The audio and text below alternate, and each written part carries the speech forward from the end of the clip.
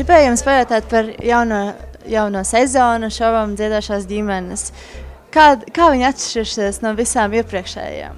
Kā atšķirsies? Nu, šīs būs labākās. Mēs nepretendējam uz mazāku, jā, kā viņas būs labākas. Īsi un kodolīgi, tā arī vienkārši. Un kāda būs, tā kā, varbūt pārsteiguma, kaut kas jauns? Jauns, visi dalībnieki būs jauni.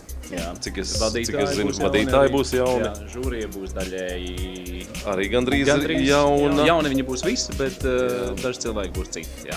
Jā, bet, žūrija, man liekas, ir ļoti laba šogad. Jā. Jo labākais šovs nevar būt bez labākās žūrijas, tā kā... Es jums pilnībā piekrītu. Varbūt jūs varat pačukstēt, kas būs žūrijā? Lai tas paliek noslēpums. Nu labi, tā noslēpumaina ļoti. Un kā vienmēr dalībnieki būs cik ģimenes? Cik? Šis gan ir palicis nemainīgi, kad iesāk šovu 20 ģimenes. Vispirms ir pirmais pusfināls, kur cīnās 10, tad ir otrs, kur cīnās 10, un pēc tam paliek tikai 10. Žēl, jo man likās, ka diezgan daudz perspektīvu, un protams, būs žēl, ka tie, kas tālāk netiks, bet, tādi ir šie spēles noteikumi, un tā notiek vienkārši.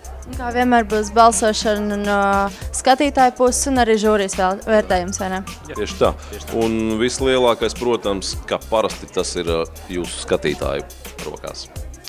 Žūrija ir, protams, svarīgi, un ja ir kompetenta žūrija, tad ir ļoti vērtīgi padomi, ko es vienmēr iesaku ieklausīties. Un tad, kad ir jābalso par to, vai ģimene paliek vai nepaliek, tad tomēr tas skatītājs ir izšķirošais. Nu, skaidrs. Un kā būs ar priekšnesumiem? Katrai ģimenei būs cik dziesmas vienā raidījumā jāgatavo? Jānis atbildēs, viņš zina visu, viņš sagatavojas. Viņš zina visu, jā, gatavojos, jā. Princips paliks tieši tās pats kāds iepriekš, ka katra ģimene uz šovu gatavos vienu dziesmu, vienu priekšnesumu.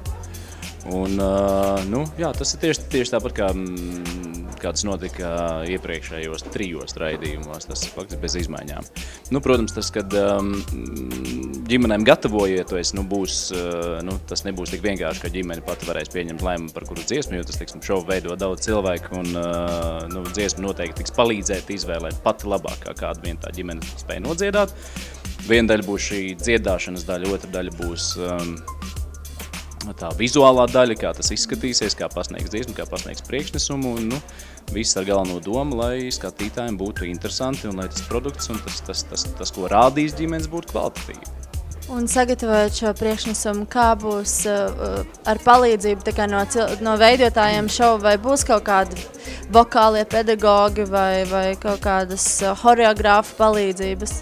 Šovu veido diezgan liela cilvēku komanda, un tas ir viens virziens, ir šī vokāla pasniedzēja, jeb konsultanti, grūti teikt, tad ir šī mūziķi, kas spēlēs, ar kuriem kopā tiks arī veidoti katrs atsevišķais priekšnesums kopā. Protams, ir cilvēkiem ir savās rokās rast idejas un rast to veidu, kā pasniegt, bet cilvēki, kas palīdzēs to darīt, pilnīgi noteikti būs, jā. Galu galā ģimenēm ir tiesības arī aicināt klāt, sev kaut kādus palīgus. Nav jau tā, ka tikai ģimene. Tieši veidošanā, un es pat ieteiktu nekautrēties un aiciniet palīgus, un ja ir kādi, kas zina, ja jūs zinat, ka ir kāds cilvēks, kas var šo jūsu priekšnesumu padarīt daudz labāku, nekautrējieties, aiciniet palīgā. Tas noteikti atmaksāsies. Vai drīkst arī aicināt kādu, dziedātāju, mākslinieku, kas piedalīsies priekšnesumā, kaut ko tādu? Būs noteikti arī tādi raidījumi, kuros varēs, bet no sākuma es domāju, ka tas arī paliks nemainīgi, ka sākumā būs pašiem jātiek galā.